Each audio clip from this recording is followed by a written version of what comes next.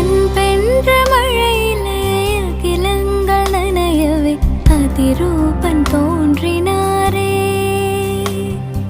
வைக்கோலின் மேலொரு வைரமாய் வைரமாய் வந்தவர் மின்னினாரே. விண்மீன்கள் கண் பார்க்க சூரியன் தோன்றுமோ புகழ் மைந்தன் தோன்றினாரே. கண்ணீரின் காயத்தை செந்நீரில் ஆற்றவே சிசுபாலன் தோன்றினாரே.